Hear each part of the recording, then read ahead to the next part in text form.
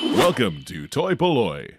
Hello and welcome to another video from toy-polloi, and today we're going to take a look at restoring a vintage Action Man mine detection set, outfit and mine detector. Now I have here in front of me all the parts for the set, but it's in a little bit of a sorry state and does need some work doing to it. Now it comes with a little mine detector, as you can see here, which should actually detect some metal mines. I have the metal mines here, and as you can see the little hinge at the bottom of this has snapped and someone has left a battery in this over time, so the whole sort of inside of the battery compartment has corroded away to the point where even the little lamp holder has corroded, so that's all sort of busted and doesn't work. I do have the bulb, but I have a feeling that doesn't work either, so we've got to work out a way of sort of getting that back up and running. It's even missing the little sticker there, so we're going to have to replace that. And the outfit's actually not in too bad a shape. You can see there's a few little stains here on the trousers. They just need a good wash, and I have two versions of the top. One has a little button missing and some other sort of defects, and this one as well. This one again has a few little stains on it but has all the buttons, so I think we're going to sort of make a combination of those two into one nice outfit, but again those just need a good clean. And I also have the little backpack piece that holds the battery compartment. So really there's quite a lot to get fixed. The main problem is going to be actually how to fix this little mine detector, so let's look at that in closer detail. Now here's the mine detector, and the way this works is on the bottom of the mine detector there are two metal plates, and you have a battery in the backpack, and when you touch these two metal plates onto one of the metal mines you complete the circuit, and there should be a light on top of this little backpack that lights up. So really what we need to do is test whether any of these wires are broken. Obviously this little bulb holder has corroded, and so I think we're going to have to try and replace that. This bottom contact I've given a little bit of a clean. It's in reasonable condition. It might be that that snaps when we try and put a battery in because it has corroded a bit, but really we want to test that there's no breakage in the wires between the bottom part of the mine detector and the bits in the backpack. So to test the contacts I have a little multimeter here, and we're just going to use the probes to touch onto either end of this circuit, and hopefully we should be able to see if the circuit is working. So I've got one probe here. I'm going to touch it onto the outer ring of the mine detector, and then I can touch this onto the top part where the bulb should go, and hopefully if there's a circuit you can see the number changes, so there is a connection there, so that wire is fine. We can do the same onto the inner ring, so I'm just going to touch that probe on there, and I'll touch this onto the sort of contact for the battery, and hopefully you can see the number does change. So again there is a contact going all the way through there, so the wires through the inside of this mine detector are not broken. It's just the little hinge bit at the bottom and the rusted out bits there. We can also do the same on the bulb to test if the bulb is blown or not. So I'm going to touch the bottom of the bulb with one of the probes. This is a little bit more awkward, and the top and the side. It does actually look like that bulb is that working? Yes, it is working. So hopefully that bulb will be salvageable. It's still a little bit flaky, so I'm not sure. Yeah, no, that does look pretty positive. So I'm hopeful that that bulb still works as well. So let's get on with fixing the mine detector.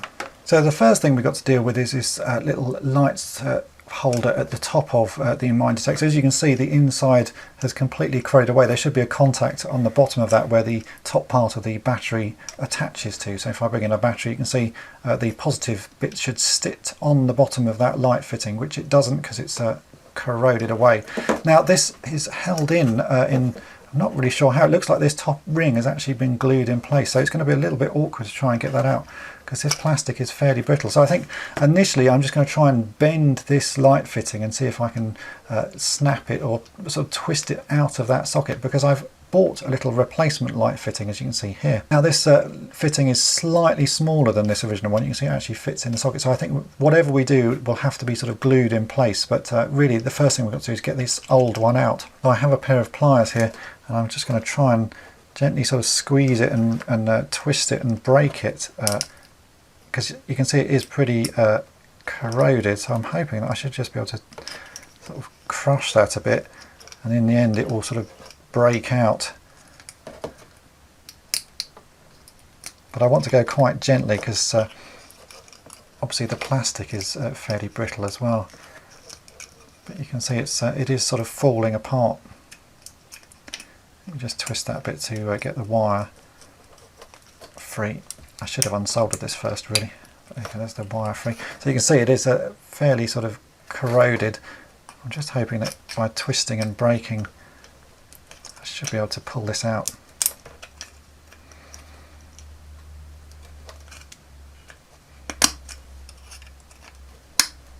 So it's taken about 5 minutes. I've actually moved down to some smaller pliers now, and I've managed to, you can see, sort of twist this into a state where most of it is going to come out. It is pretty awkward, I have to say, to get this out. This has been really well glued in place, as you would imagine. All of these old Palitoy toys are really over-engineered and sort of made to last. But I'm hoping that just with some perseverance, I think I've done it. There we go. So that's the old bulb holder removed, and we've now got a nice little place there. Now this is the new bulb holder. As you can see, actually it's not too much of a difference. I think with a bit of glue we should be able to hold that in place. It may even be that I can slightly bend the top part of the little bit of brass there, or whatever it is, copper, I think that's brass, so that we can make a little lip that it does sit in place. Now let's just drop the battery in. If I move this wire out of the way, we can see how high up it needs to go. Oh, so you can see that's actually not going to be too bad.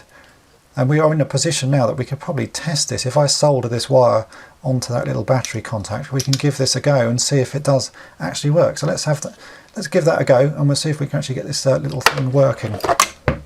Actually, as suspected, while I was trying to do a little bit more cleaning up, the little bottom contact has snapped out of place just because really it's so corroded. You can see if I bend this, it's almost nothing left. It's really quite weak. So I think we're going to have to do a little bit more of a change to this and work out a different way to put the battery in as well, because just everything is so corroded. But at least we've now reached a point where we have an empty battery case, and that's a good place to start.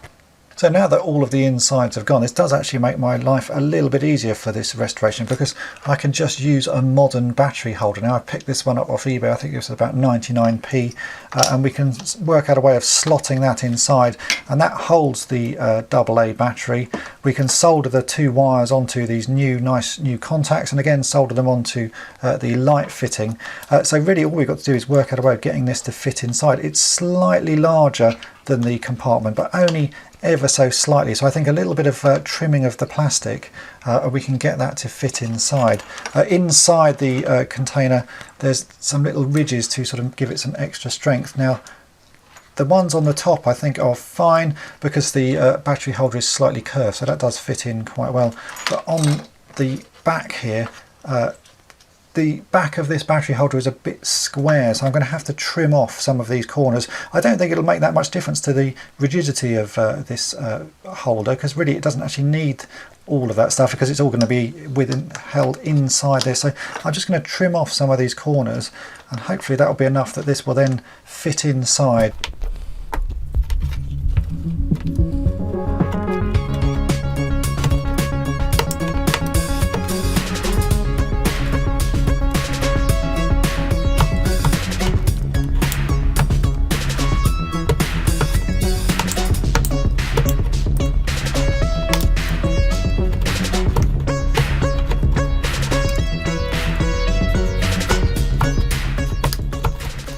After a bit of careful chopping and sort of fine tuning, I've now been able to get the battery compartment to sit inside the case. As you can see here, I've had to chop off a fair amount of the sort of corners and actually do a couple of little indents. These aren't particularly neat, but I don't really think it matters because this is always going to be inside this case. But you can now see that that fits inside the original case. I've not made any modifications to that original fitting. This is all done on the new plastic, which is nice and easy to cut because it's so sort of soft. So that does fit in. I think the next thing to do is we've got to re-solder a lot of these wires. So the way this needs to work is we've got to make a perfect loop of a circuit. So this one that attaches to the bottom, I can just attach to the black wire there. This red wire needs to attach to the middle fitting of this lamp, so this little short one here, and then the original red wire, which is just there, needs to attach to the outer one of those, and then we can check that this circuit all works, and if it does, I'll then sort out a way of fitting the little lamp fitting in the top there, and then we can get on with fixing the rest of this.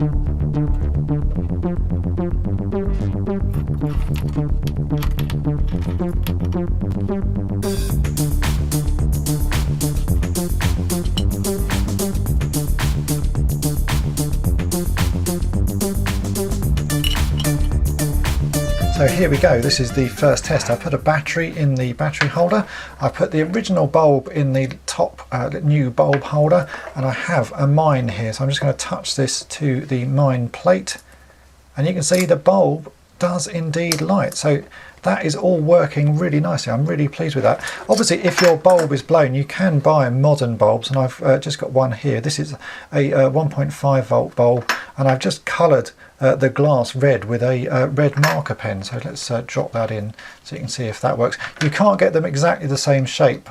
Those little old ones are a sort of strange little bell shape, and I've not been able to find any. But so this is just a normal round bulb, but you can see if I press that on, that lights up as well. So I'm really pleased that that is all working, and it does all fit inside this original battery compartment. So really all we've got to do now is glue this in place, and I think I'm just going to stick a bit of super glue or something around that, because it's fairly firmly in the hole now. Maybe a little bit more bending of the metal and that will fit a little bit firmer. Obviously these contacts are slightly in the way, so I'm going to just carefully bend those down a bit, but then a bit of glue, and I think that will do for now. Then we can work out a way of fixing this broken hinge point at the bottom of the mine detector. In the end, I've decided to use some Evo Stick Serious Glue. This is fairly thick stuff. Actually, the tube that I've got that's gone off, and I have to squirt it through the top because it's all glued together. But it's quite a good glue because it takes about 2 hours to sort of set fairly firm in, about 10 hours to go off completely. But as you can see, it's quite thick, so I can easily paste this around the top of the little bulb holder and then push this in place. And it's also the sort of stuff you can clean up quite nicely as well. So just a little bit of that. I'm just using a screwdriver to put it on rather than squeezing it on, so that I've got a bit more control over it.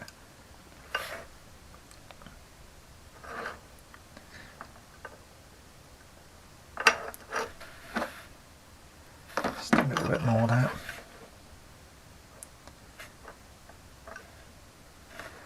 And then I can push this into the hole, and we'll let that dry for, as I say, it's about 2 hours it takes to dry, sort of to a reasonable state, and then 10 hours to dry fully. So I'll just leave this overnight.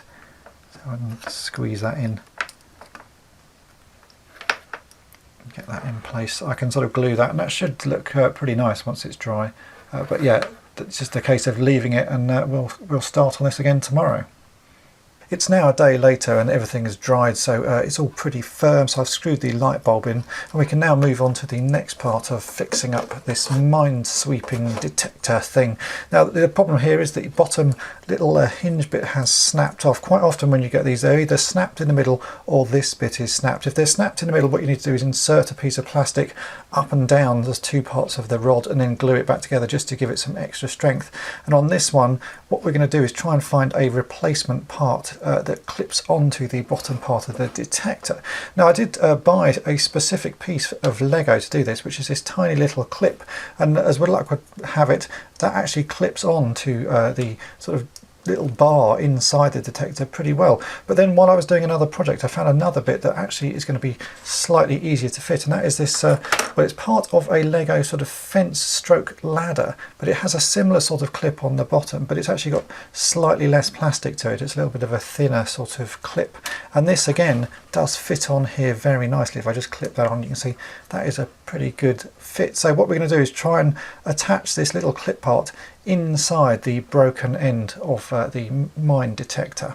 So the first thing we need to do is actually just trim off this clip so we just have that part. So I've just got some plastic nippers here, and I'm going to cut through either side of one of these clips so we can see what we're working with. So that is the part we need, the clip and a tiny little bit of extra plastic.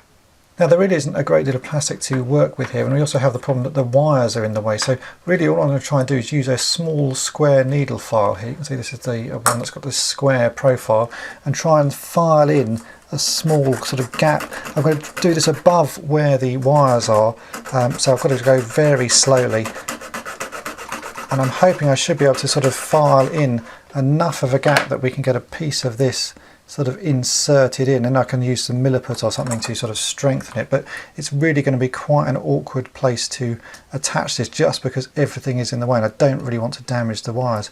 I've also got the added problem, there's a little sort of top bit there. I may try and cut that off. Sometimes this plastic is very brittle, so let's see how we get on if I just try and cut that off. So as you can see, it really does snap off, but that gives us a little bit more space. I should be able to now just sort of file in, and we can attach that, and then a bit of milliput and some paint over the top, and hopefully you won't notice the difference. So let's get filing.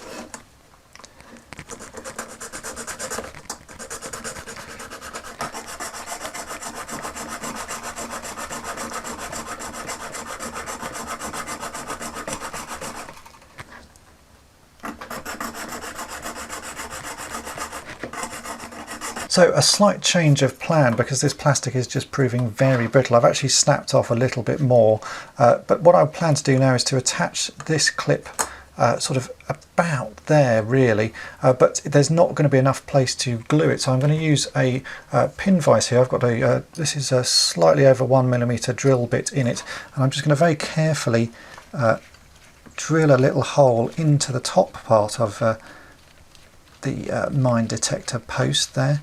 And I'm going to need this in about sort of 5mm, so about that should be fine. And then we can insert a piece of paper clip into there to give it some extra support, and we'll do the same on this. I'll cut that down a bit more and then drill a hole into that, so we can then glue that in place with a bit of paper clip, and then I will use some milliput just to sort of shape it a bit better. And I think we'll just clip that on. That should work reasonably well, and it's not going to be massively strong, but it'll be strong enough for sort of display purposes, and hopefully it'll still be a little bit stronger than I would imagine. So here's the bit of paper clip I'm going to use. This is actually quite a thick paper clip. You can see that now slots in the hole that I've drilled in there. So we've got to do the same on this little bit of Lego. So I'm going to just trim the end off and make it a bit flatter, and also a little bit shorter, because I think it's slightly too long now. So about there, using a pair of plastic nippers, and again I use the pin vise just to drill a hole into it.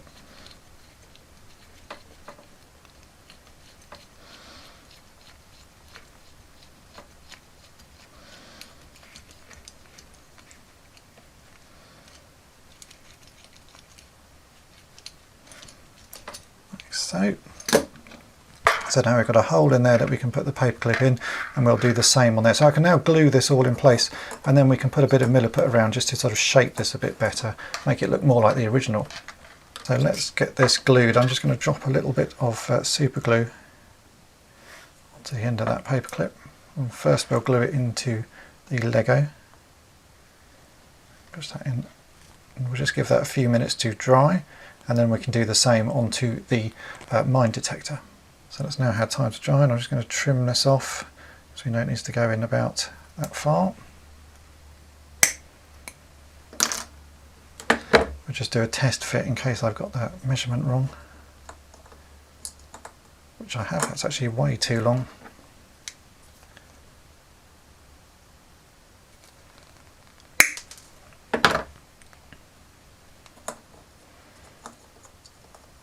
Something like that looks better.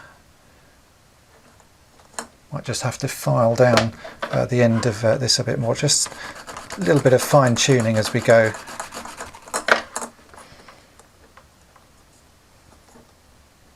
Yep, that looks better. But you can see how this is going to work. That will clip on. That's actually not too bad. It's going to look pretty reasonable.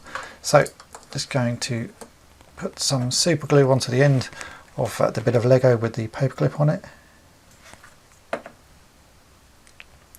Try not to get it on my fingers, and we'll glue this in place.